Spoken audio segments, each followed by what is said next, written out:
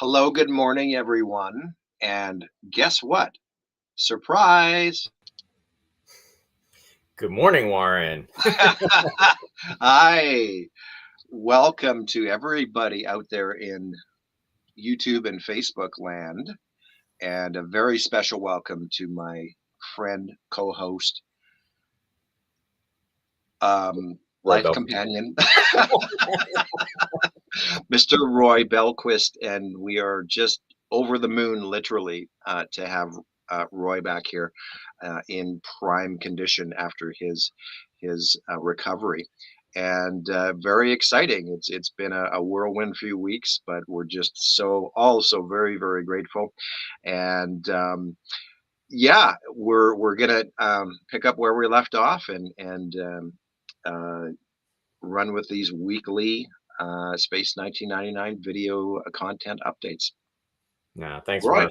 Thanks, Warren, for yeah. that. Appreciate the welcome back. And yeah, it's been a journey, a journey to where for sure, right? No pun intended. Uh, but yeah, in regards to everything, this is the 25th day, I think, post surgery. If I'm counting that correctly. So yeah, it's great to be back. Remember when our last broadcast was with Suzanne that we did live, and we were talking about The Last Enemy. So yeah, very cool. So very excited to be here, and I see we have some folks joining us. Shari's out there; she said hi, and then also Missy is out there saying good morning from Texas. So welcome both, and yeah, good stuff. Nice. So And 30 seconds, a very special hello as well to Sherry, because she's had a few issues herself these last few weeks, and our hearts and minds are with you and your entire family, Roy, your mom, Sherry. We're just again, so thankful and grateful that everybody's pulled through at this point during these just like, and I even said to you the other day, I mean, what are the odds of all this happening to your family all at the same time, virtually within weeks? But everybody has just pulled through and has been uh, top notch with their attitude, their perspective on things, and just great to see everybody over the hump, as it were, and it's onward and upward from here on out. So, Sherry, all the best to you as well. No, thanks for that, Warren. And yeah, just a lot of stuff. And again, I've said it before, and I'll say it just one more time. Thank you, everybody, for all the positive well wishes, all the messages, the texts, the Facebook posts, and everything, the phone calls. It's truly appreciated. So I just want to say thank you for all of that. It's attitude is and spirit is definitely one of those things. And of course, there's my lead in talking about a little bit of a tidbit there. I said spirit. So with that said, I am going to give you the ITC summary of the episode that we will be talking about today, which is episode number 19. And it goes something like this. A ghost stalks the moon. The ghost of a living man bringing horror and death to its wake. And of course, we were talking about year one, episode 19 being The Troubled Spirit. The Troubled Spirit. This is going to be a fun discussion, everyone. So buckle up, and we'll dive right into that wonderful intro. Eagle One for ready. Oops. I was too quick on the button, Roy. What were you saying? I said Eagle One ready. I said Eagle One ready for liftoff, but I think Eagle One just crashed. Are you trying to give Alan a run for his money, or Commander Koenig a run for his money? Because no. You see, there is a poll out there about that, about crashed eagles, and it's on the Fanderson site. So if you haven't checked that out, there's a shout out for that, and that's of course Chris Dale that does a wonderful job of his narration and everything. So. Okay, Warren. Absolutely. If anything, I'll put it to you like this: that was an AI crashed eagle. There you go. Blame it on the so AI. It wasn't quite the real thing. All right, here we go.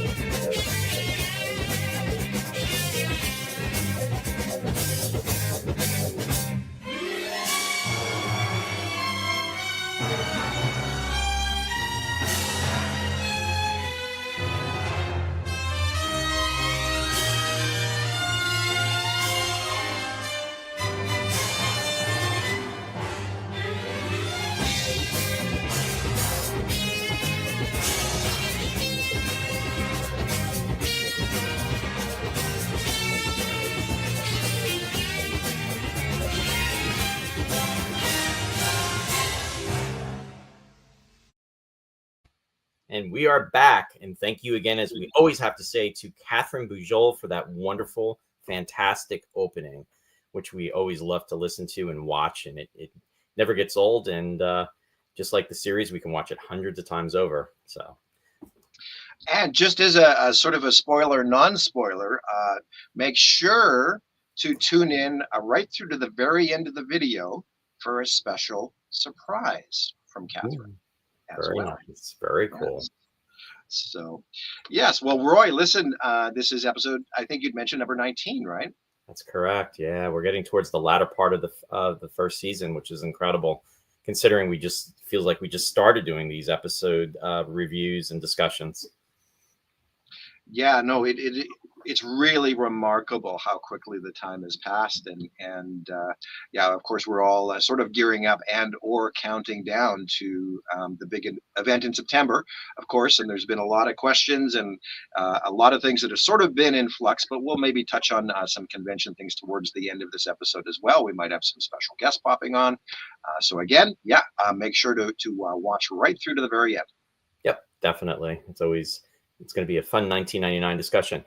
And talking about fun, I just saw one of the some of the comments that came through. Shari just said, "Thanks, Warren. Very much appreciated." And Missy said, "Koenig is the clear leader in Eagle crashes," because of course he is. Well, you know, and it's funny because for all the memes and the jokes you see online about Alan crashing Eagles, it's actually, I saw somebody actually go through it, and the statistics are that Koenig crashed more Eagles than Alan did.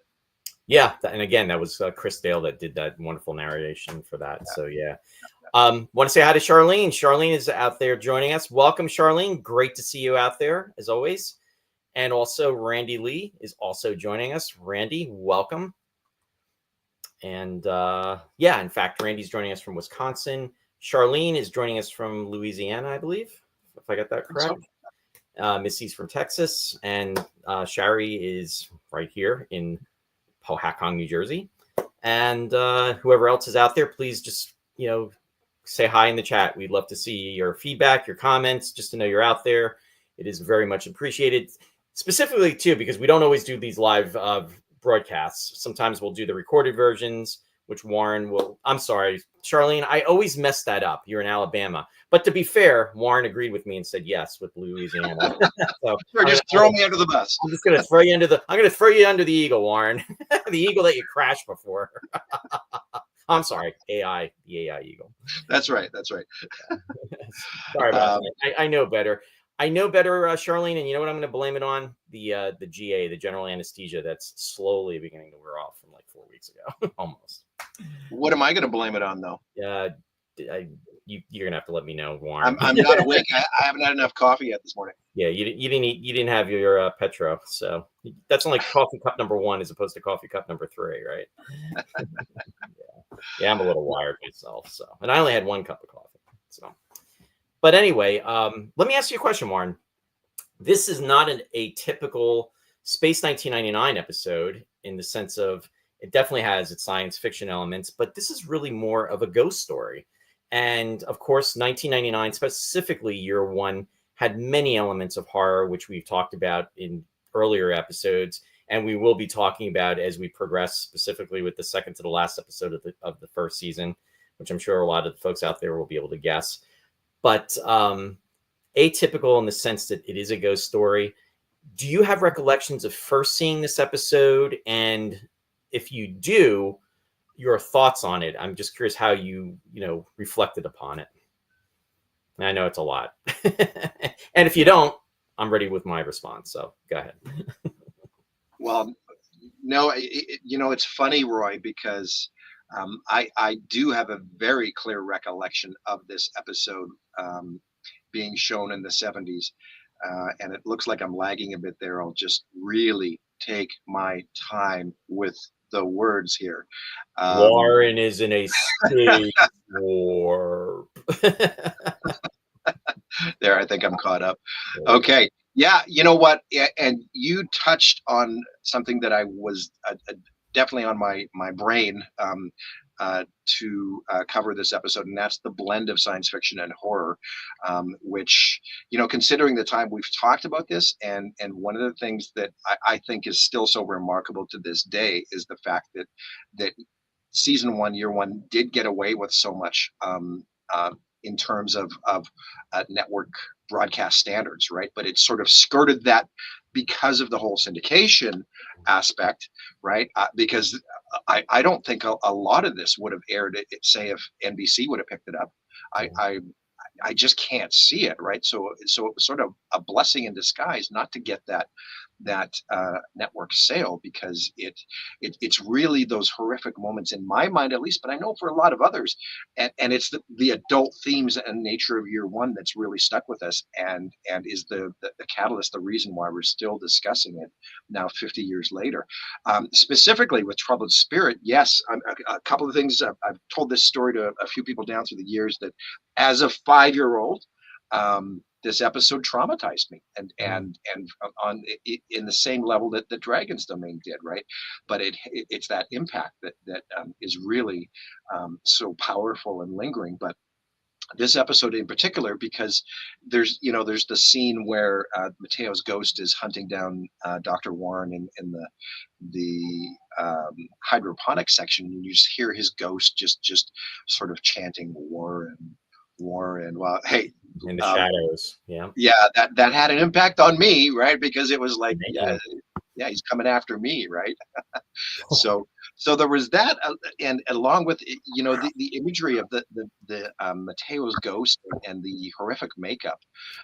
It's funny because I was thinking about this leading into this show as well, and you see, as a 5-year-old, and I had 2 older sisters, and we all sort of watched it together, and it was almost like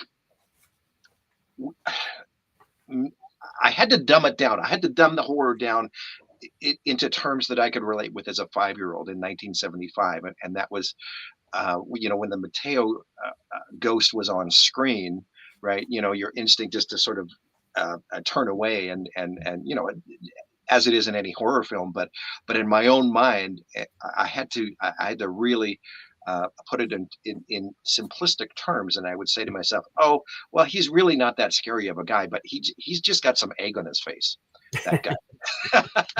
Right? Rationalization so you wouldn't be traumatized. Right.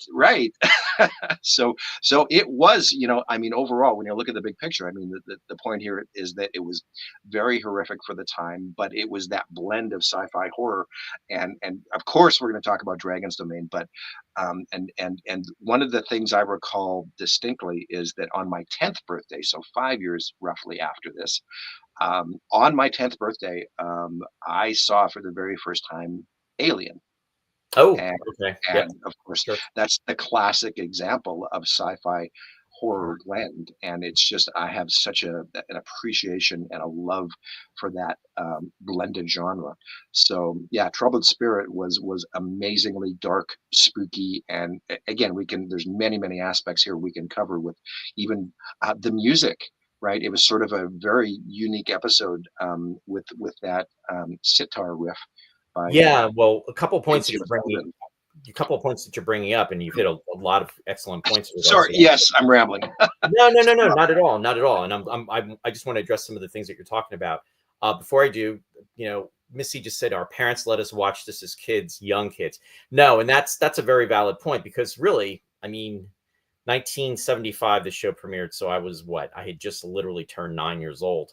But it's just that it wasn't really advertised as science fiction horror. It was really, it was science fiction. And the whole premise was, of course, with the moon being blown out of the Earth's orbit. So there was that, that catch. We grew up with, now you were 5, I was turning 9. So, back then, a few years definitely makes a difference in regards to our, the way we absorb all of these shows or even movies. But having grown up with Star Trek, Lost in Space, Voyage to the Bottom of the Sea, I wasn't quite there yet. But those Star Trek and Lost in Space were my 2 main things that I really liked, and kind of bounced. There was also the sci-fi elements that were on in Saturday morning television. Obviously, Star Trek the animated series that premiered in '73 was what, 7. But again, adult type of themes. Fast forward to Space 1999 into your discussion in regards to this, Warren. Clear memories, and your memories of this episode are a lot more deeper than mine. Now, one thing that you did bring up, which I think is very interesting, and this is something that I always found impactful, the fact that one of the main characters in this episode had your name. So I always thought that was cool. Didn't happen very often with me because of my name being Roy, my first name. It's not a very common name. And maybe you could identify with that to a point too. Warren as well. It's not a name that I think we hear every day. But the fact that it was mentioned in a show that you loved and liked a lot at the time, as in your earlier years, definitely would have an impact. And especially with a character that's going through what he's going through, specifically in this episode. Did you find that a lot too when you would watch television, or if you saw movies, you'd be like, oh, that's kind of cool that your name was being mentioned? It's just the point. Well, yeah, and I guess I was so young. I mean, it was hard to, as a 5-year-old, sort of delineate the line between fiction and reality, right? So, and also on top of what you were just saying, Roy, it was strange. Although I don't remember Breakaway the first time, I probably didn't see Breakaway until after the majority of the year one and the first round of reruns. But they meant Frank Warren is in Breakaway as well, and yes. So actually, and it's not a common name, but to actually have it used twice, I found quite remarkable. Yeah, that's true.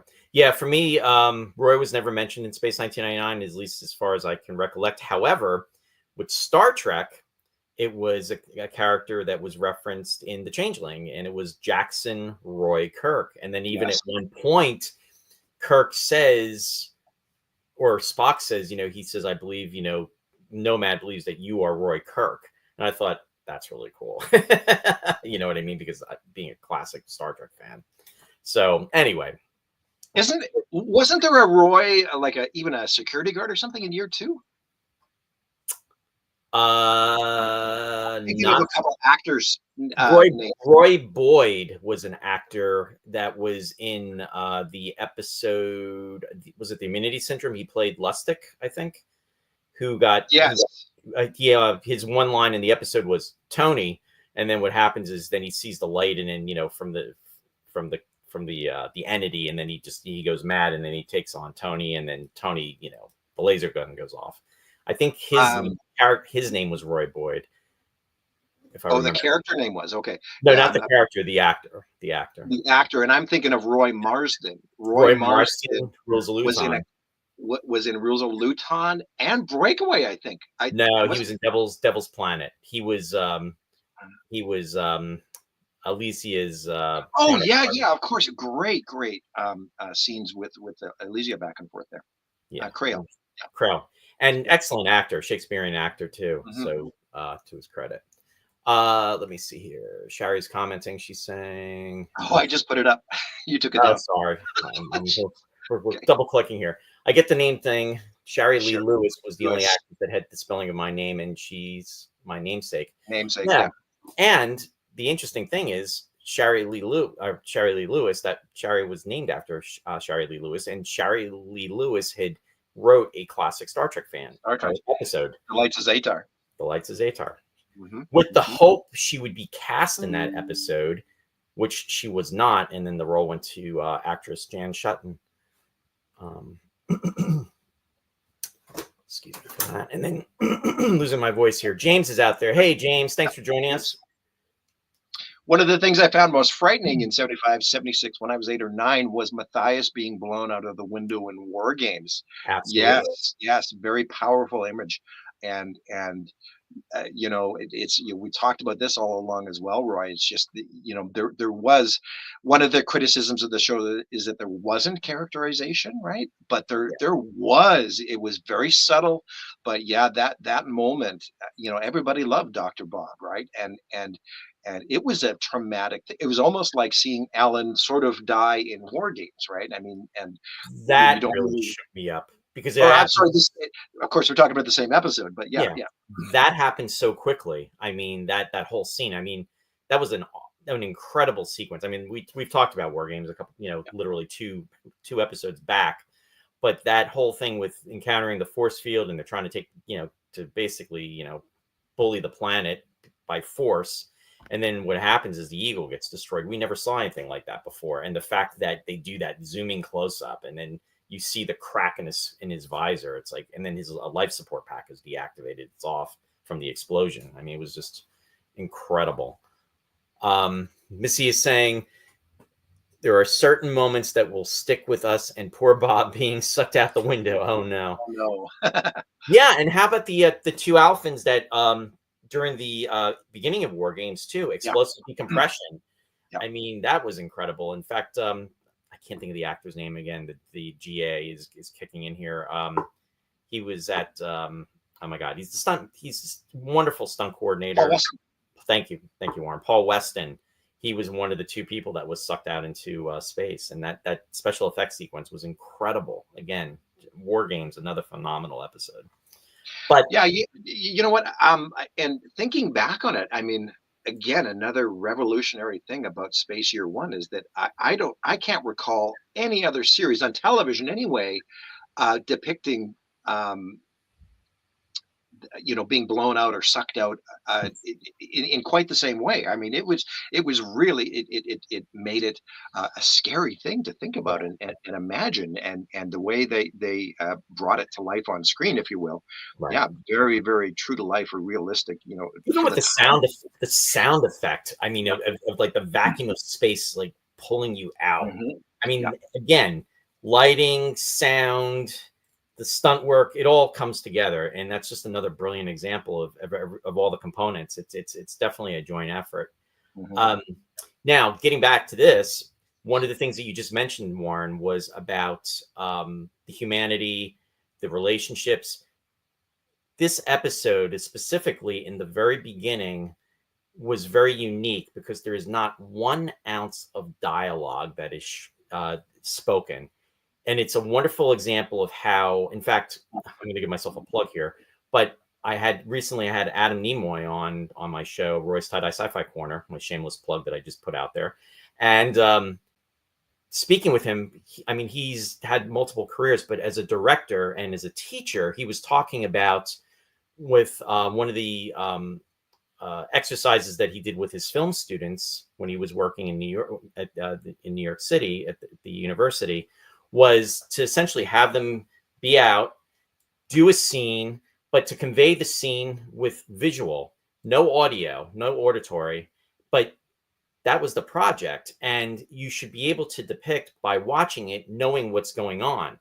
And with this, now granted, there is audio because we're hearing Jim Sullivan, doing the sitar, which is fantastic. I mean, it's just an amazing piece. But however, even if you didn't hear the sound, you would still see him playing the guitar, and then everything that takes place, and that with the wind and how it's, what's going on with Mateo and Laura and the other members of the hydroponic unit where they're doing their seance. And then you see the monitor fluctuating and Mateo is trembling, everything that comes through. And then it leads back where there's like this gust of wind with the Alphans that are walking in the corridors.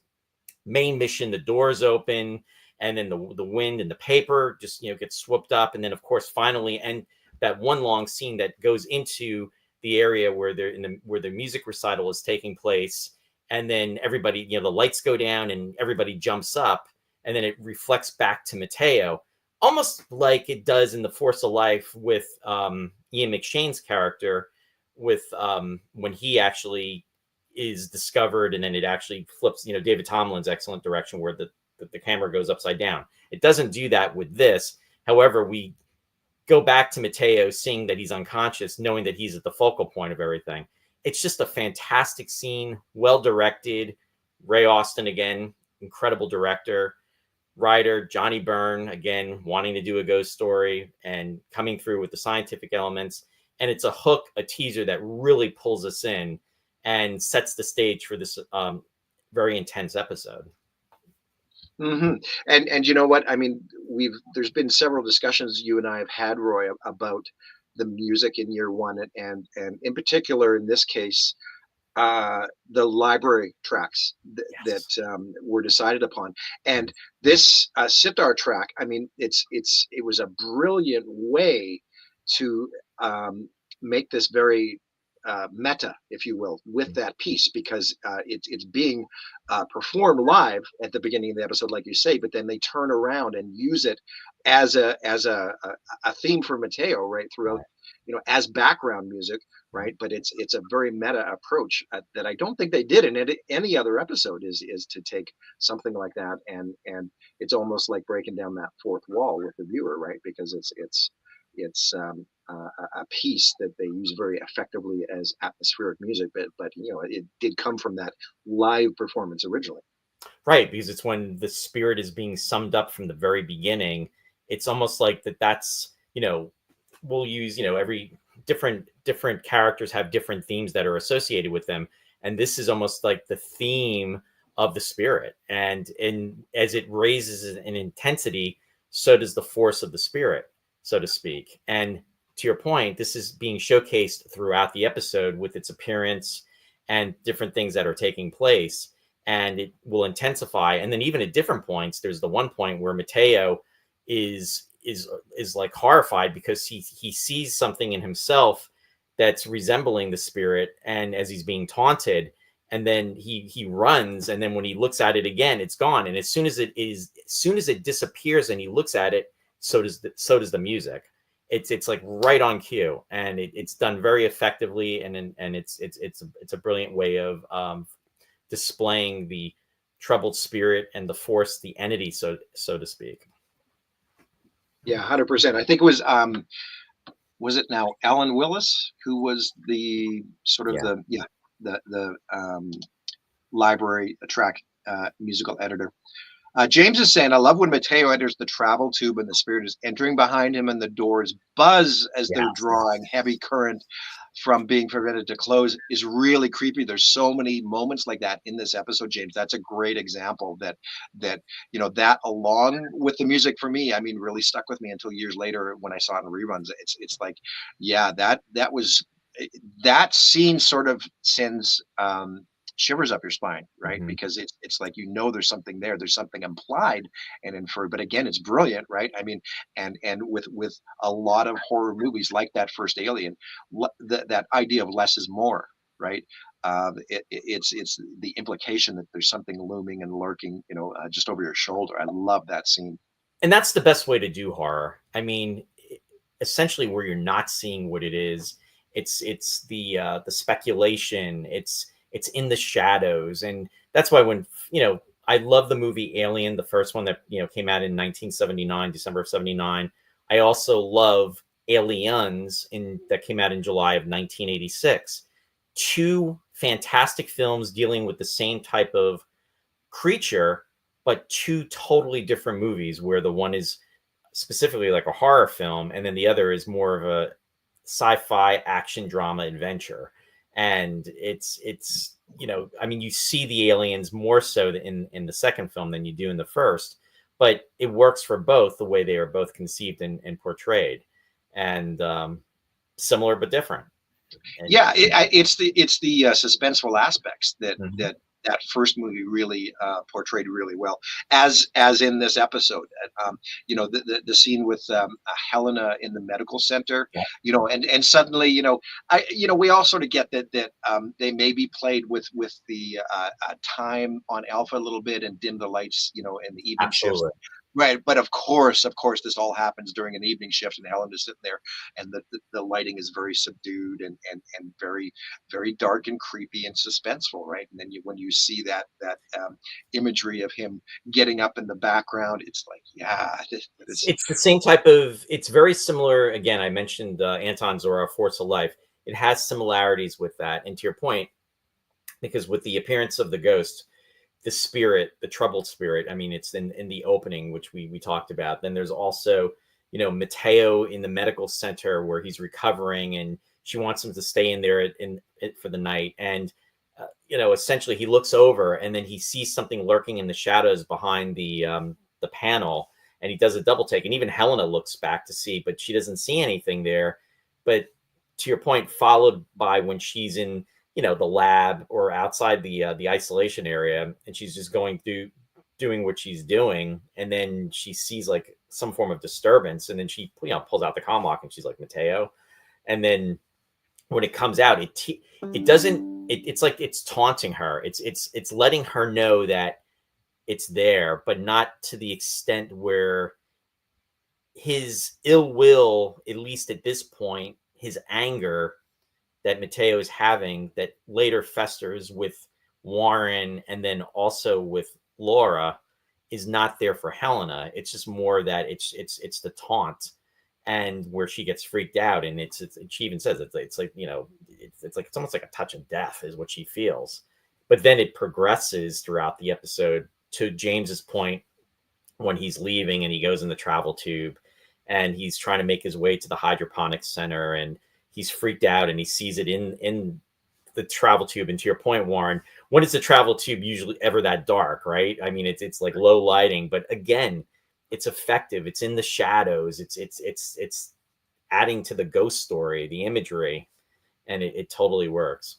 100%. Now, and listen, I can't quite recall, but that scene in medical, is Helena facing the window or not? Like, did she learn a lesson from Force of Life? Because we talked about this, where Zoroff's in the little room there, and she sits down, and her back is towards that window, so she can't see what's going on.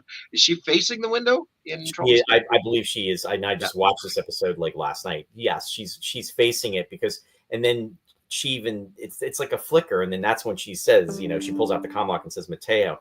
And what's interesting too is when she calls to him and there's no response, and then what she does is she aims her comm lock and it buzzes at the door.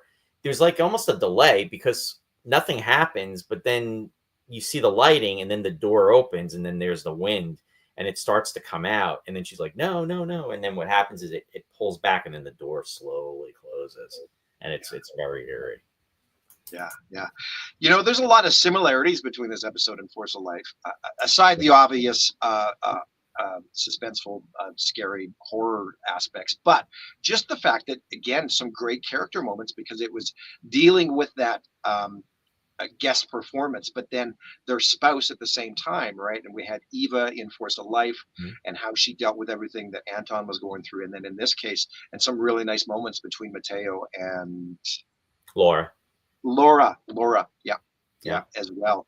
Just some really and well played, that scene in medical where she just sort of plops down, and then just like, hi, just very, very relaxed and yeah. I mean, they have a nice relationship, and she clearly cares about him, and he cares about her, and it even is brought out in the dialogue too that but how she's fearful because she was there when this all began, and she felt it. She even says it, and she's trying to get through to him that this is potentially dangerous.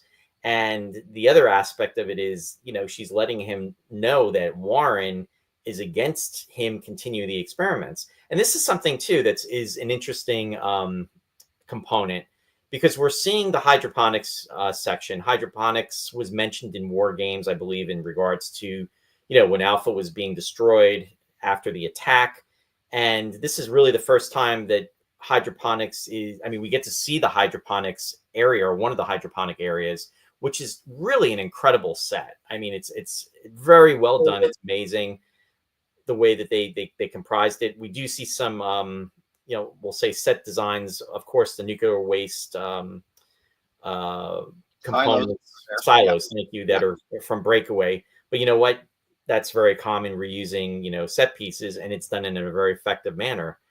And if you're a Battlestar Galactica fan from 1978, if you go back to the other slide that you just had up, Warren, there's, how they have actually the area opened up like that, it's almost like a so that the space, the light can come through, so to speak.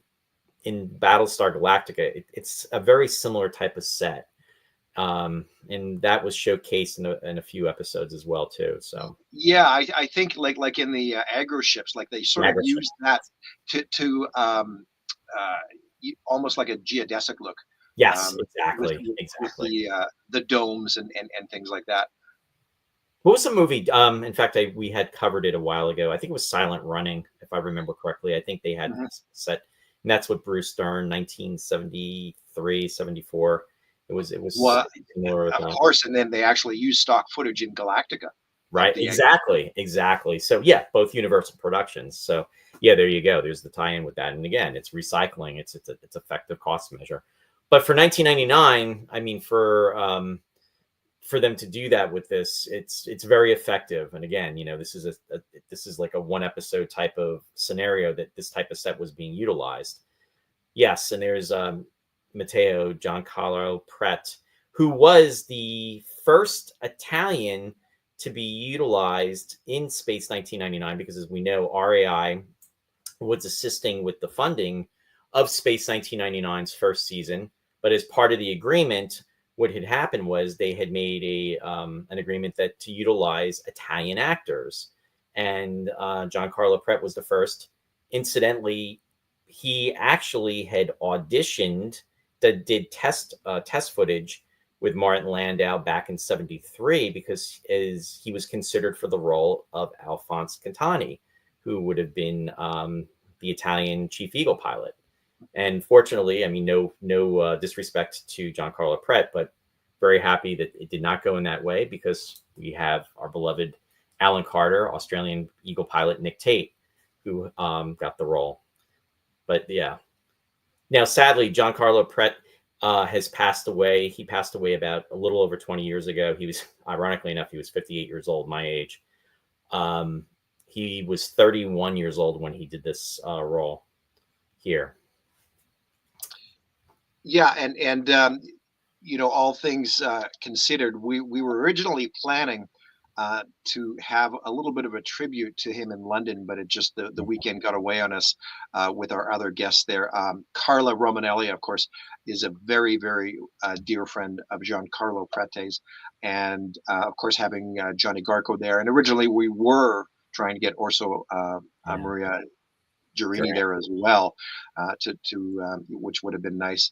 But Carla actually appeared with Giancarlo in a couple of productions before Space as well. Yes. Now that, I mean, they had, if I remember correctly, I think Carla was saying that she went to drama school. They went to drama school together, and I believe, to your point, they acted together. And there is an overlap. So the next episode we'll be discussing will be episode 20, which is Space Brain. Now, there is a production still, I believe, of them both in Main Mission On set at the same time. Yes. So there was definitely an overlap. Yeah. Yeah. So that's really cool.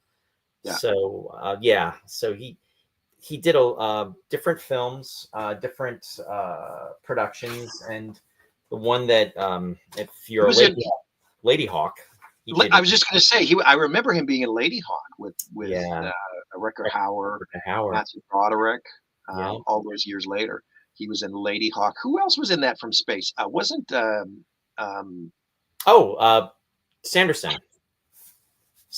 Yes. Ken Hutchinson. That's right. Yep. That's right. And but wasn't Leo McKern in Lady Hawk as well? I'm not sure. That's a good question. Maybe some of the fans out there will know that. Yeah, that's a good possibility. I remember seeing that Ken Hutchinson was in that, though. That's right. Yeah. He also did different roles that he did Return to the Saint for the Return to the Saint watchers. I remember when Starlog magazine, I always want to give a shout out to Starlog back in the day, especially with our friend David Hirsch, who used to write for the Jerry Anderson Space Report. But there would be a mention of Return to the Saint because that was filmed in '77. A lot of the actors that were in Space 1999 appeared. Notably, I can think of Catherine Schell, Prentice Hancock. Again, we're talking about Giancarlo Pret. He was also in the movie War and Remembrance. He did that. And he got his start in a film in 1967, which was called Mr. X. And he was a stuntman, too, early on in his career. But he was a stuntman turned actor. So, but yeah, it's a shame that he passed at such a young age. But his work is well remembered, especially in Space 1999. And it's definitely missed. And again, I know Carlo was he was a dear friend of Carla's, too. Yeah, but you know what? I mean, all of the Italian actors, I mean, their roles, they're very significant, memorable, right? to the fans as well, right? There was a lot of emotion relayed through those performances, and again, I couldn't imagine Space Year One without them. I mean, they were yeah lodged in Space 1999 lore and history.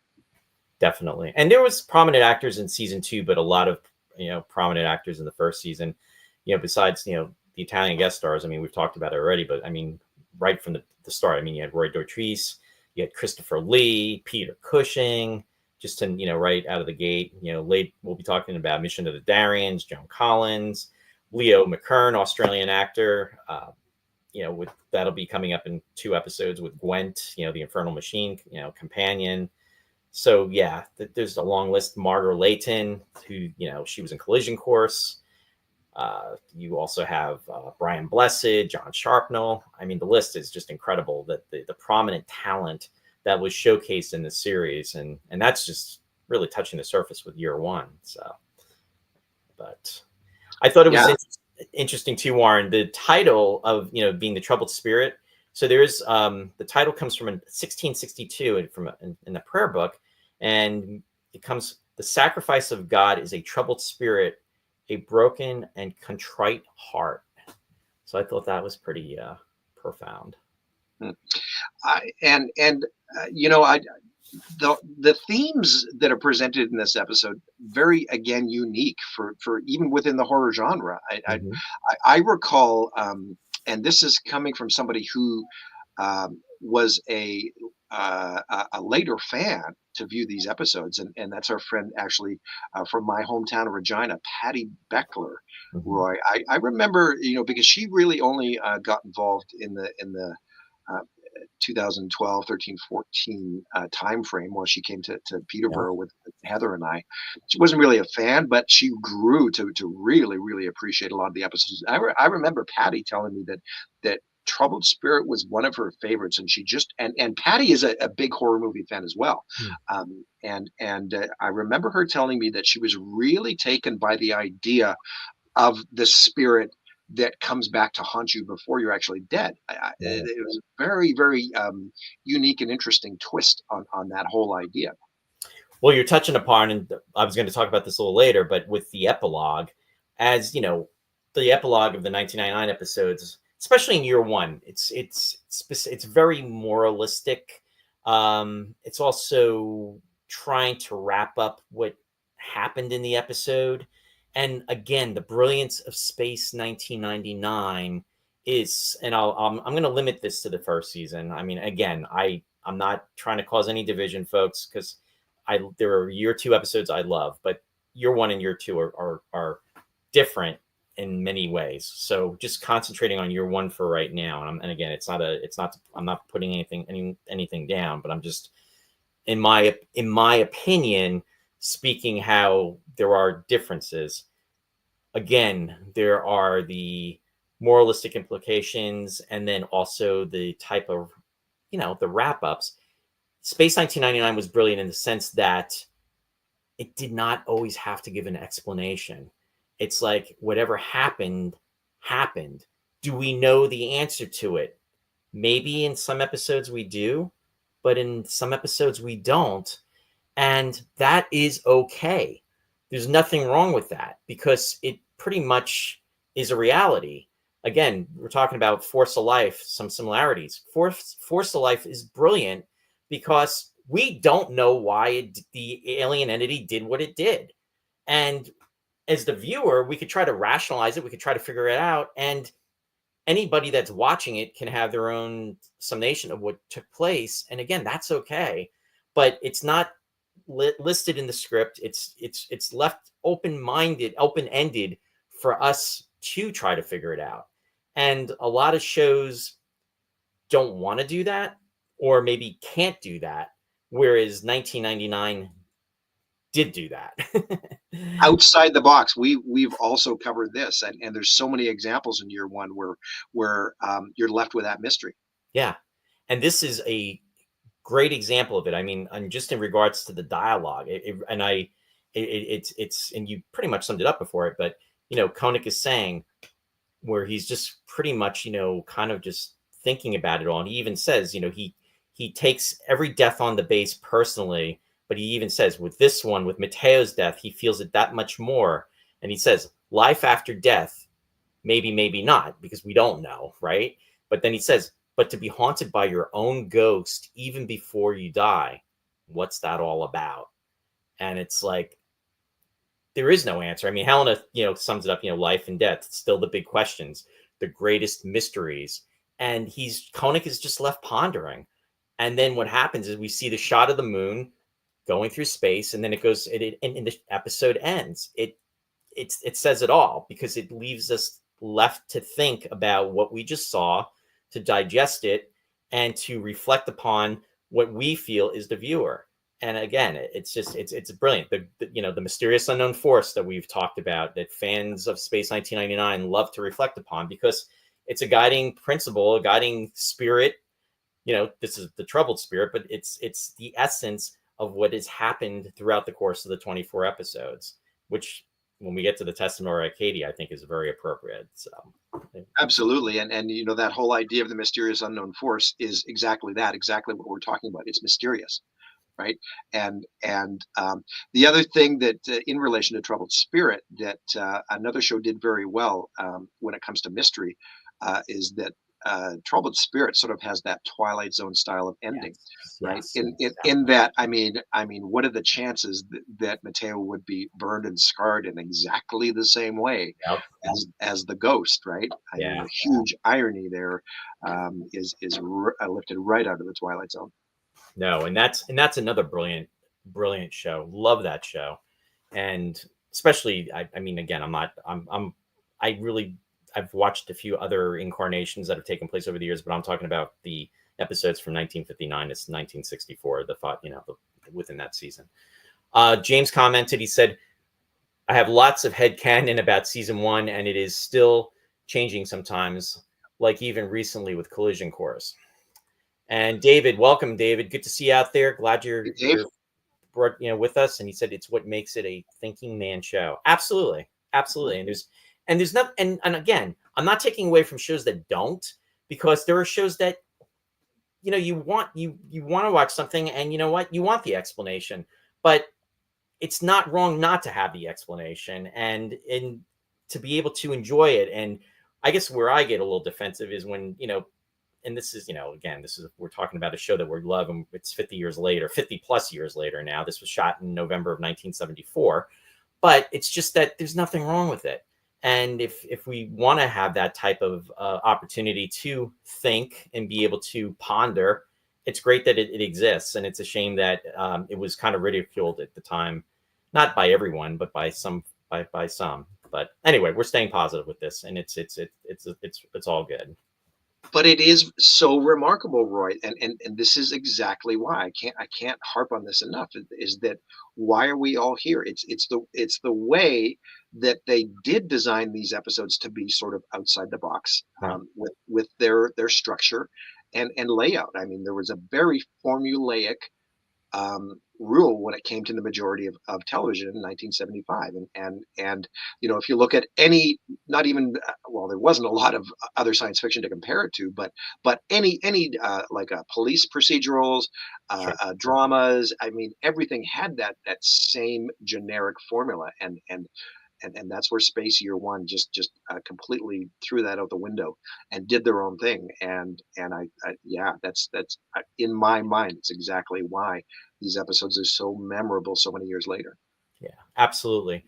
And in regards to having a little bit more explanation, or maybe a little more added thought process, let's say, in the original script, as we know, there are scripts, when the scripts are produced, they'll start out with one draft, then maybe a second draft, and then you'll have your final shooting draft. So originally, when this was conceived, a couple of things. So Bergman was originally supposed to be in the opening as part of the musical recital, and he was going to be playing a violin, and then that was changed, which would have been interesting. It would have been kind of cool to have Victor being a part of that. Yeah, but it was something that they changed, and he's pretty much in the audience, and he's just kind of like laying back and he's listening, kind of, definitely an in character moment for Victor, which I think, Barry Morse was incredible with with his acting, and just wanting to have the backstory of Bergman. So again, that was one of the things that was changed. The other thing is that that was listed in the script but was not filmed. Victor explains to Koenig about the wave pattern that's being used by Mateo, and how he found it to be very intuitive of the brain in the scene where the psychic power is originating. So that's something that was listed in the script but was not filmed. However, there was a deleted scene that was intended to explain more of the terminals, as we know at the very end, when they're trying to like exercise the spirit. There's a scene in the isolation area where Victor is explaining what the whole process of this is going to be, and that by bringing a second energy source, which will with reverse polarity into contrast with the spirit, and Mateo's energy source, which will annihilate both of that. So that was the reasoning for the setup of that. They really don't get into it too much. Now, as we know, in the segments, when we're seeing the opening credits, for this episode, we sometimes see deleted scenes or scenes that don't make it into the actual footage. There is a scene where Victor is by a monitor screen, and he's holding the device that he's holding when he's setting everything up, and he's essentially rating the energy source. So it's a moment that's very quick, but we see him, and this is not part of it. This would have been part of the deleted scene. And again, it's added information, but as we were saying earlier, sometimes we don't need all the explanation. Part of what we have is effective enough, and we can kind of surmise it and put it together. So it still works for what it is, but it is always cool to think of deleted scenes that were actually out there, that were filmed. I always hope, we are obviously at the 50th anniversary right now, but one of the things that I was really hoping for would be that this extra footage would surface. We'll be talking a lot about that next week when we're talking about Space Brain, because there's a whole snippet of information of filmed footage that was taken place. A lot of times we'll see in the novelizations with Kelly and Alan in the Eagle cockpit. We'll see Alan and Kelly in the passenger module. And there was a fight that ensued because Kelly tried to take over the Eagle. We'll talk about that next week. But again, it's stuff that I wish would surface. And I still think that maybe somewhere in these vaults of ITV, it's just kind of lingering there, and it maybe got missed by somebody. And I keep hoping that it's going to surface, but we'll see. But again, with this episode, it would have been kind of cool that if that had surfaced, and maybe for the 55th anniversary, right, Warren? Right. Yeah. No, for sure. Well, listen, and I touched on something earlier, just half jokingly, about AI, and I'm not sure, Roy, if you've seen, like, over the last few weeks, there's been a lot of AI work by creators out there, and of course focused around our cherished, beloved series. And one of the things that was quite interesting, there was a fellow that actually a friend of mine up in Saskatoon's been dropping a lot of videos, just brilliant work. I saw that. Cameron, I grew up with him, and yeah, he's been a graphic digital designer for many years, and so he's posted some videos. And then there's another fellow who's been doing some character moments. It's quite interesting, and one of the ones I saw this week. And listen, I want to preface by saying that a lot of people have a lot of strong opinions on AI, but you know what? I mean, at this point, I'm taking it for what it is, right?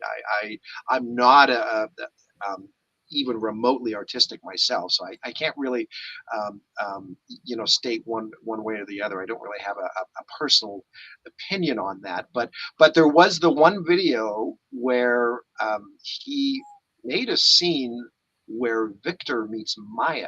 Yeah. Did you see that? I did, and it gave me chills seeing that, because it's a very warm scene. Touching upon what you just said about AI, I definitely have different realms of opinion about AI. Now, I know for what it's being utilized for, and what, from a fan perspective, I think it's from that component, I think it's cherished moments. I think it's very respectful. I don't think that, it's really just trying to make, for the fan community, I think it's very heartwarming, and especially seeing something like that, it really touches the soul, touches the spirit. I'll keep it within the show, the context of what we're talking about, touches the spirit in a very positive manner. Where my big problem with AI is that if it's hurting to eliminate jobs and people are not being compensated for what they should be compensated for, and it's taking away. But I mean, I'm not going to go down that rabbit hole. But that's where my opinions kind of like are with AI. But when it's being done for something that's respectful and it's within our community and it's just to share our love and just kind of give us like the warm feeling and just make us really just be uplifted, so to speak. I think it's very, very cherished, and he's been doing an amazing job with all of these type of remarkable work that he's been doing, and it's pretty incredible, and it's scary to think what can be done with AI. I know, and exponentially. I've been talking to Cam, and I mean, the technology today versus even 12 months ago. It's incredible what can be done by you and I, even just on our own home personal computers. Yeah, it just keeps evolving, so to speak. I just want to say hi to a few people that I'm seeing that are joining out there. So I see Alan just commented, so I just want to say hi to Alan. He said, I asked Christopher Penfold at the 2014 meetup in the UK about the mysterious unknown force. I always thought it linked to Black Sun collision course and Testament of Arcadia. He seemed to think it was only in Black Sun. I mean, you know what? And this is the beauty of fan opinions. I mean, we all have our different shared opinions. It really was not concrete in as far as where it belonged to one specific episode, or if you feel that it was, that's your take on it. It's not wrong. I mean, it's really what you feel. I personally feel that it's something that has progressed through the series, and I'll justify it by saying, even in the episode War Games, Koenig, when he's talking to the alien leader, Alan Valentine's character, he's saying that, he feels that there's been something that's, been, looking after them and guide them. And it even says at one point, God, if you like, and he's basically trying to say that, what, we're going to get through this and we will survive. So that's just my personal take on it, that there's different examples of everything that's happened. Obviously, Black Sun being episode 3, that's where it really kind of like started from. So I guess it depends on where, your feelings are. How do you feel about that, Warren? Well, you know what? That's interesting. I don't think I've ever heard that answer from Chris, and I don't want to speak for him certainly in any capacity, but it could have quite simply been this. Black Sun was really the only example where they spoke to the mysterious unknown force, right? Yeah. Whereas in the other episodes, it's very much an implied, inferred presence, right? And maybe that's what Chris meant in that answer, is that it was really the only one where they directly, intentionally wanted presented the an opportunity to actually speak with this entity. Yeah, exactly. I think that's a good summation with that. And Alan, thank you so much. I appreciate the well wishes in regards to that. So great to see you out there. I'm glad to be back, and glad to be on the other side of the operation. So I really appreciate that. And I want to say hi to Alexa. Alexa, thanks for joining us. And thank you too for that as well. Very much appreciated. And Alexa said, love Victor. I could watch an entire show of him just pottering about his lab. Yeah, I mean, Victor was just, he was so natural. Barry Morse, and, Bob Wood, our friend Bob Wood, really, had a great, connection with Barry and everything. But yeah, just, having the opportunity to have met him, it's my first time with the Breakaway Convention in '99 was just so incredible, because I had heard these wonderful stories about Barry, how he was a grandfather of Space 1999, and specifically in regards to the fans.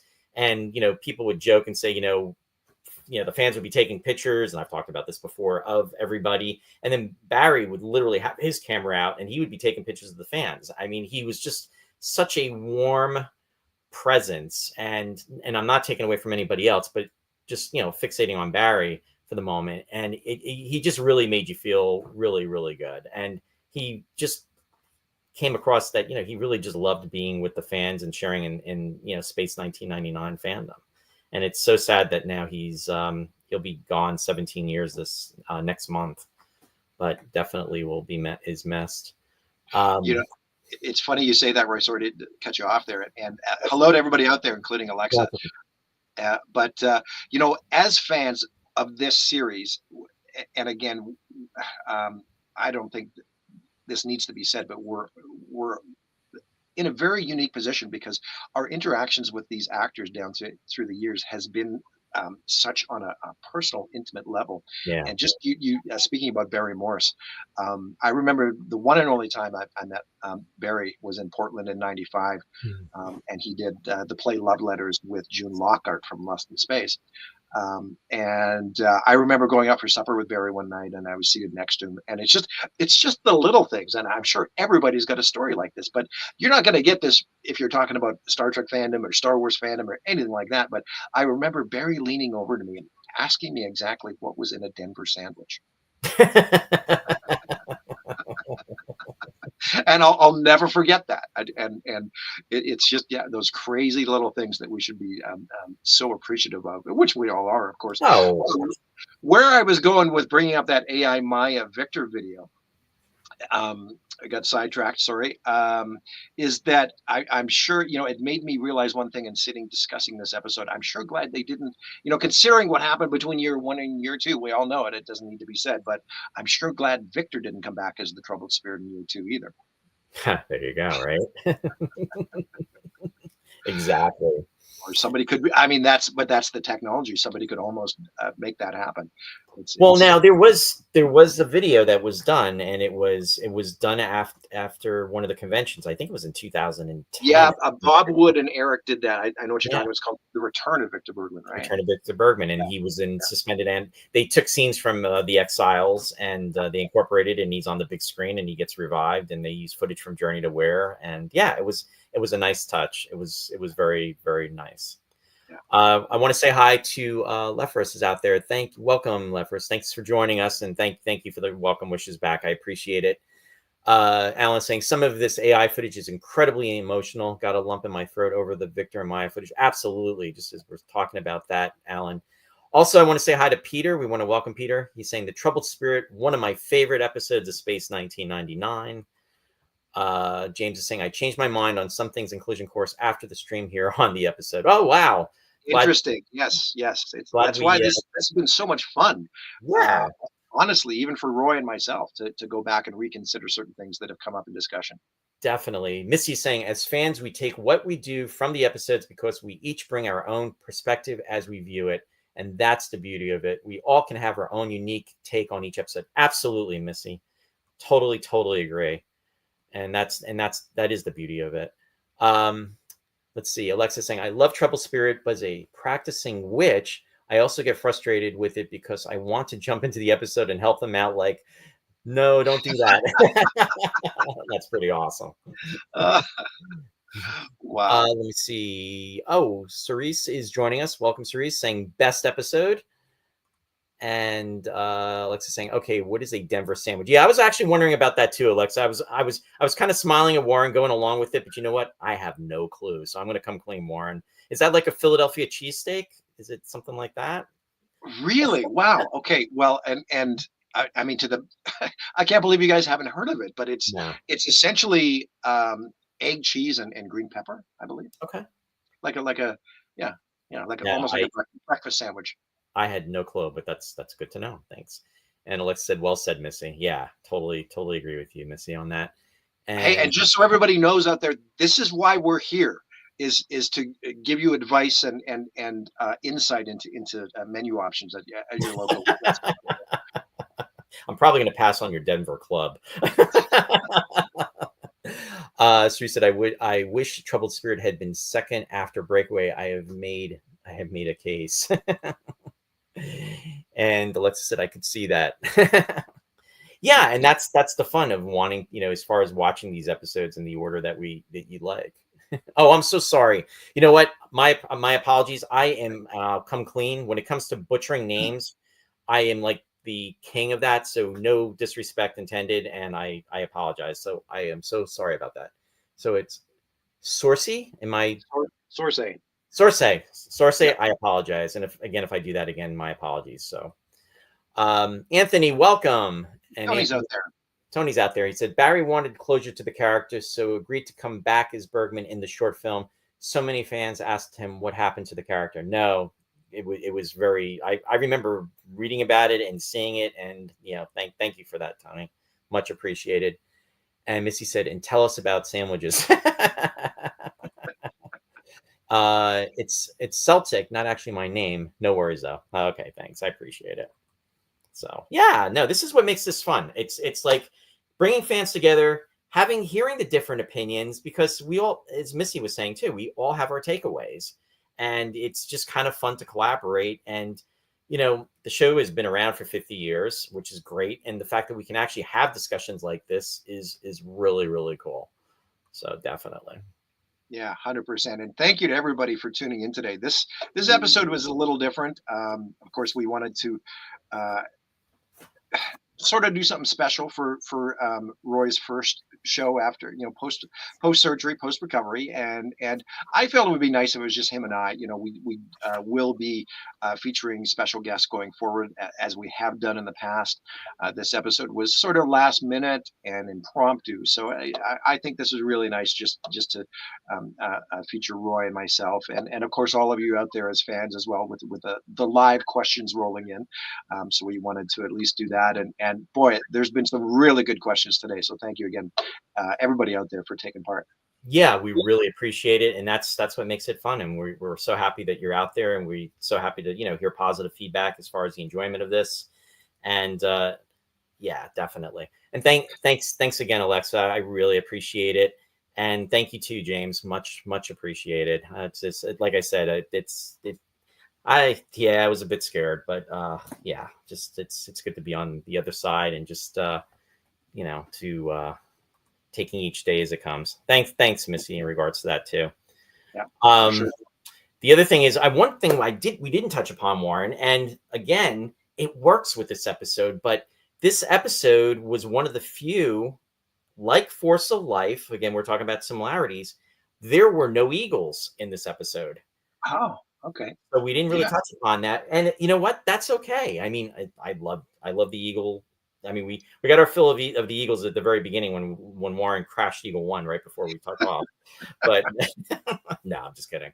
But yeah, there really were no big special effects in regards to. I mean, you had the I'll say the force field barrier where Mateo was with the electrical current, and Victor even said don't go in there because it's lethal. But essentially, that was no special effects of that type of nature that we usually are accustomed to.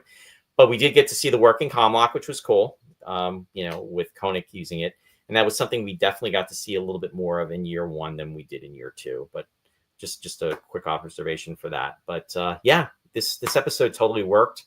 Again, Johnny Byrne, he was delving into a ghost story.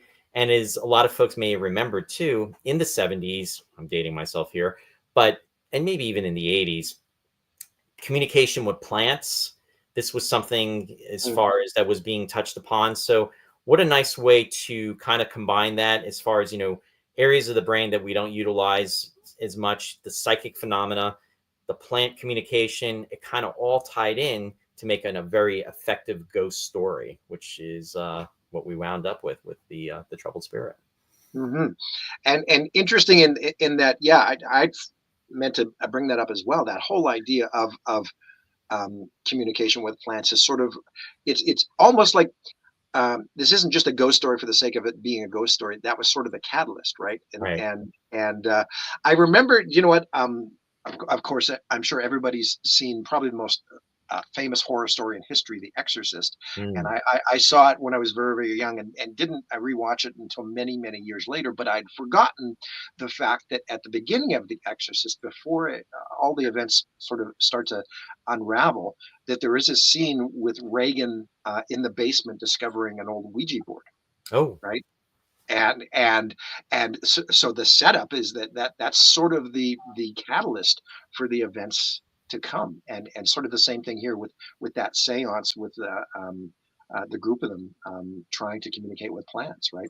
But it was Reagan, connecting to, and I know a lot of people, and maybe Alexa would have a interesting opinion on this when it comes to Ouija boards and spiritual forces of nature, and a lot of people put a lot of stock and faith in that. I've got a couple stories myself when it comes to Ouija boards, and it's there's something to it. Is all I'll say. Is that Whoa. yeah? There's yeah. I could tell you a couple stories, but we'll save that for another time. I was gonna say that could be an episode in itself, Warren. Yep. Yep. No, for Um, sure. one of the things that we didn't really touch upon too, in regards to, because we did talk about Giancarlo Pret, Hilary Dwyer, who played Laura Adams. Interesting enough, she had she had done a lot of different types of roles, and she actually had not acted prior to her daughter's birth, which took place 6 months prior to this episode. So this was her first time back. She had done episodes of The Avengers, The Prisoner, a show called Callan. She was in a feature film called Witchfinder General in 1968. And she was a regular on a television show called Hadley. And that was she played the wife, Jennifer, of the main title's character, being Hadley. So she definitely had extensive acting credits. After 1999, or shortly thereafter, what happened was she then kind of went behind the scenes. Her husband was a casting director, excuse me, a casting agent, and she kind of like followed suit with doing that. And interesting enough, her husband was Duncan Heath, who actually was represented Clifton Jones, David Cano. So there was a kind of connection with that there. Sadly, though, she passed away in 2020, and she was only 74 years old. So I remember hearing when she had passed. And yeah. And then the other person was, of course, Anthony Nichols, and he was an English film, television, and stage performer. He was 72 when he did his role in Space 1999. Interesting enough, one of his last movies that he did was a 1976 film, The Omen, with Gregory Peck, which many folks may remember. And he played Dr. Beaker in that. And then, of course, he also did The Champions. He was a regular on that. And that show actually had Stuart Damon, who was also in Matter of Life and Death, playing Parks, as well as Guido Vendasci in The Bringers of Wonder Part 1 and Part 2. And then also episodes of The Avengers and The Saint as well, too. So just to tie up that. And Roy, thank you for the research. Oh, absolutely. I love doing it. I just like to bring those little tidbits out there. It's always fun. I'm thinking that in previous episodes, I've maybe cut you off before you've even gone through all your research. And if that ever happens again, yeah, I mean, because so what you're saying is for me to cut you off, and you want me to cut you off as you're cutting me off, so I cut you off. Is that what you're saying? Well, it's remarkable because we said, going into this, well, we'll keep everything around an hour, but every episode's been consistently an hour and a half, an hour and 40 minutes. And I keep glancing at that timer. And even today, I mean, just between you and I, we're at an hour and 16 minutes. Well, so time flies. We're talking about stuff we love, which is really, really cool. There were some interesting comments there as you were going through that. Yeah, I'm seeing that, Warren. Freaking some Please people stop, you're freaking me out. Alexa said, it's why you always do shield anchoring before seances, along with at least one person doing nothing other than observing. You know what's interesting about that too, Alexa, that you're commenting? There was a movie called Witchboard. I believe it came out in 1986. I can't think of the actor. Stephen Nichols, I think, was one of the actors that was in that film. He was a regular recurring character on a television series, on a soap opera series, which was Days of Our Lives back in the day. He played a character named Patch. But anyway, Witchboard, I think it was Witchboard or Ouija board. And it dealt with something kind of like what you just mentioned, where you're not supposed to use the Ouija board by yourself, and that you always have to have somebody with you. And what happens is he has a friend that, yes, Missy Patch, exactly. He has a friend in the movie. His character, Stephen Nichols's character, has a friend, and she starts using the Ouija board because I guess they're doing it all together, but they conjure up a spirit, and then Stephen Nichols' character knows that the spirit is bad because it was like lying, and then he like breaks it off. But then what happens is his friend, she starts utilizing it by herself, and then it tries to take her over. But it was I always enjoyed that movie, and I don't know if folks out there remember that film. Let's see what you guys I unfortunately have. do, in fact. I just wanted to bring up David's comment, Roy, there. Thanks so much, David. Yeah, yeah, some nice sentiments and more well wishes for you, for sure. Listen, and we've talked about Mysterious Unknown Force obviously several times, but we've also touched on a couple of times how between the Mysterious Unknown Force in relation to fandom, there's an old legend or lore to do with conventions and Space 1999 gatherings, Roy. And it's quite simply that the Mysterious Unknown Force looks after all of us as well in a particular sort of way, and that's depending on who you speak to. The long story short is that it surrounds actress Margaret Leighton, who was in Collision Course, Aura, of course, and so it's sort of telegraphed down through the years from it actually being the Mysterious Unknown Force to being quote unquote Margaret. Margaret is usually in attendance with all of us at these events because once upon a time she was supposed to be a featured guest or an invited guest, and somebody didn't realize that she'd actually passed away, unfortunately. So that's sort of where it was born. But listen, talking about all this is got me thinking that come September in Los Angeles, because I know Alexa is planning on attending, we should really have one evening the world's first Space 1999 seance and see if a group of us can actually tap in to Margaret, as it were, or the Mysterious Unknown Force while we're all together in Los Angeles. Wouldn't that be fun? That would be interesting. That definitely would be interesting. We'll have to see what what Alexa thinks about that, and we'll see. That definitely would be something that has never been done, as far as I know. So it's definitely. And hey, it kind of connects with this episode. It does. Yeah. And interesting thing too, and again, I'm jumping the gun here. The Seance Spectre, that title just does not work for that episode. And it originally was entitled The Mutiny, the Year 2 episode, but we'll talk about that later. But yeah, no, that's an interesting thought. And just basically seeing the comments that Alexa is having too. So she definitely has the background knowledge in regards to that and knows what should and should not be done. So I feel very confident in regards to that.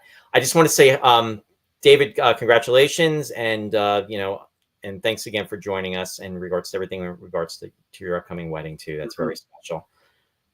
And let me see. I'm just going through here, making sure I'm trying to get everything. Yeah.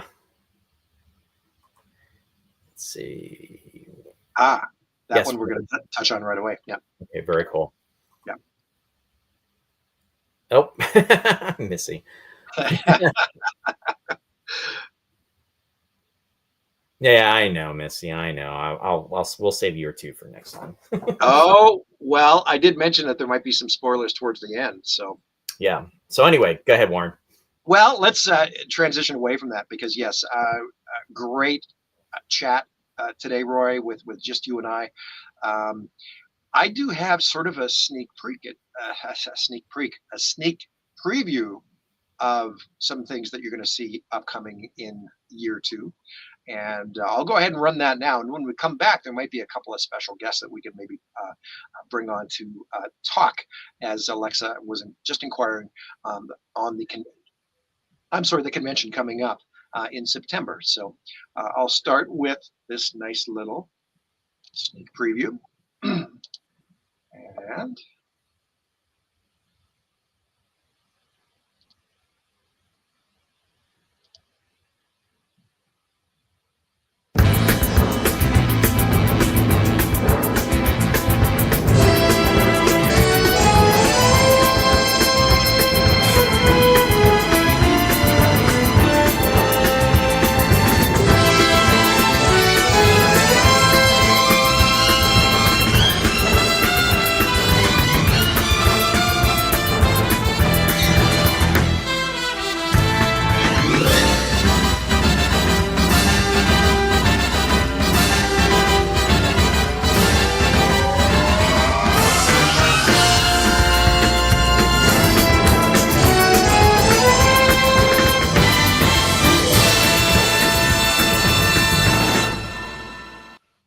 Wow.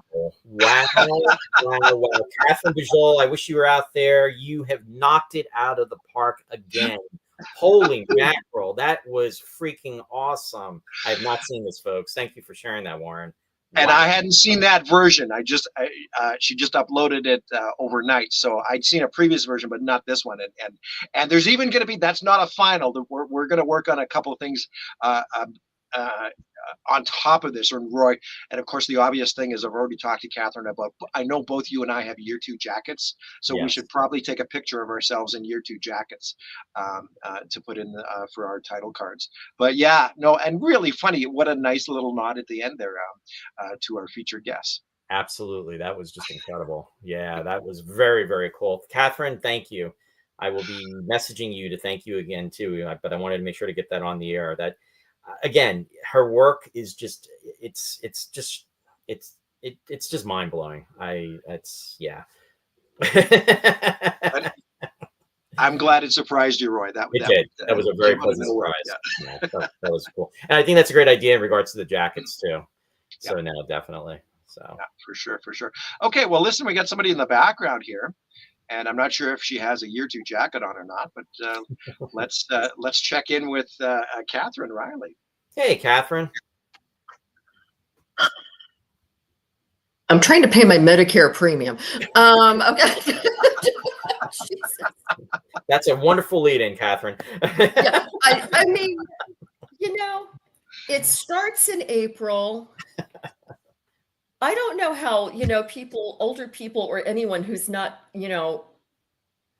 internet savvy can actually do this shit. And it's not even the Medicare site that's giving me the problem. It's the goddamn supplement site, AARP United, that's giving me a problem. At least you didn't say AI. Yeah, I know. It's like, do you want my fucking money or not? Okay, good, fine. There goes the and Warren will have to disclose that on the recording. Okay. Oh, I'm sorry. Okay. As we are broadcasting live to our fans. Sorry. Oh, everybody who knows me knows I swear. Fine. God. I'm not touching that one. That's Catherine Riley at her finest. Yes. Yeah. Alexa, thanks for joining us. We really appreciate it. And we will definitely see you next time. And thank you for your compliments. We appreciate that as well. For sure. Great to have a good week, Alexa. Take care. We'll see you next time too. Awesome. Oh, well, really quickly though. I mean, Alexa, if you're still there, we actually announced the hotel about a month ago. What we're waiting on at this point is just a booking code so that everybody can start booking. I know I'm not even sure, Alexa, if you're from, I think, Northern California, but you'll probably be needing a room. But yeah, that's essentially the holdup at this point, is that, oh, and look at that, Mr. Wood. Good morning. Buddy. Hi.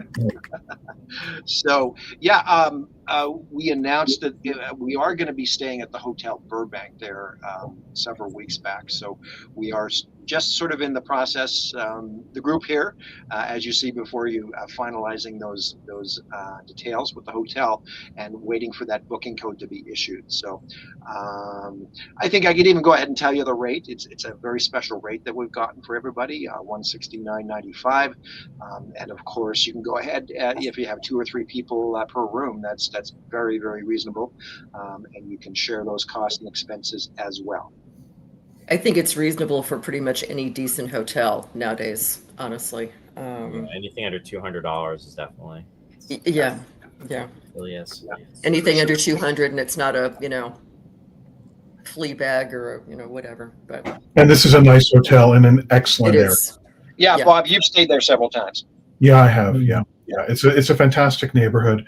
Lots of restaurants, very safe, beautiful area of Burbank. Yeah. So that's definitely a positive. In regards, Alexa's asking about excursion. Yeah, we'll have more information about everything that's going to be taking place. So definitely stay tuned, and we'll keep you in the loop in regards to that, Alexa. Great question, though, but we will let you know. Yeah, once we actually 100% lock and confirm things with the hotel, those final details, we should actually have a live broadcast with maybe the 5 members of the convention committee to answer and address all these questions. We could, and I'm looking at the time frame. I'm thinking that's probably going to be within the next couple of weeks. We could go ahead and do that. So be watching for that. We'll post word, all over the interwebs and structure a live broadcast specifically to go over some convention details. Sounds good. And some announcements and things that, of course, we're planning and we've talked about behind the scenes, but we're really excited and we're going to be. I think there'll be a few fun and exciting things that we'll have to announce at the same time. Cool beans. All right, so I guess we're going to end it here. I want to thank everybody for joining us for this live broadcast, and we will be back next Sunday. It'll probably be a recorded version, but we will be discussing episode number 20, which will be Space Brain. So until then, as I always like to say. Wait, I'm going to cut you off. Roy? Yes. Listen, okay. We've always got a couple minutes left, and with Catherine and Bob chiming in here real quick. What? Yeah, listen, I know. Catherine dropped a few F-bombs and one. Okay. So I'm just trying to hit the brakes. No one told me ahead of time I was not allowed to be myself. Okay. No one told me ahead of time I couldn't. I'm just trying to play it safe. I was just going to say, you know what? You opened the airlock, so here we go. Bob and Catherine, just give us your thoughts really quickly on Troubled Spirit. It is one of my favorite ones. I really like it. Yeah. Yeah, it's definitely a favorite episode. And I don't know what you guys talked about, but definitely one of my favorite scenes in the whole series is in it, which is in Hydroponics with Bergman and Koenig. And they have this long extended dialogue scene where they're walking around to different points. And the camera framing is so beautiful, how it just captures each character, sort of framed by bits of plant and all that kind of thing. So just that attention to detail and care in the setting up of the shots, the cinematography was excellent. Yeah. It's an awesome episode. One of my pet peeves, though, I have to say, is every time there's only like maybe one other time I think that we see hydroponics in an episode. But hydroponics always bugs the crap out of me because basically they seem to be growing houseplants. I feel like they should have thought, let's show the tomato plants and the other vegetables. Let's show some citrus so everyone doesn't get scurvy, that kind of thing. I feel like that since they apparently had a seed reserve, which we see in the last episode of season 1, shouldn't you have been using some of those for, like food? I don't understand why you're growing houseplants. I just don't. They had lemons. It's a pet peeve of mine. But they had lemons in the punch in Guardian of Piri. Yeah. So yes. So they never showed it when you were, in hydroponics. They're growing houseplants and desk plants, and that's always a pet peeve of mine. But besides that, though, I love that episode. I love the spookiness of it. I love the concept of communicating with plants, especially since, like, in years since, it's been discovered that plants even communicate with each other. Well, at least trees communicate with each other. I don't know if all plants communicate with each other, but I guess if trees can, probably a lot of others can too. So episode was maybe kind of ahead of its time in something like that. And Catherine, nobody told you that this was actually the medical marijuana section of hydroponics? Which I'm sure they would have needed a lot of just to get through. No, well, that's great. Well, thanks you guys for those final thoughts. We'll wrap this episode for now. And to everybody out there, stay tuned for some exciting announcements surrounding the convention in the next couple of weeks. And of course, we'll see everybody back here for episode number 20 next week, Roy, which is Space Brain. Wow. Foam. Stop the phone. Stop the phone. Okay. Well, on that note, thanks everybody again, and we appreciate you tuning in. Don't forget to like and subscribe, and we'll see everybody next week. Okay. Thanks, everyone. Bye for now.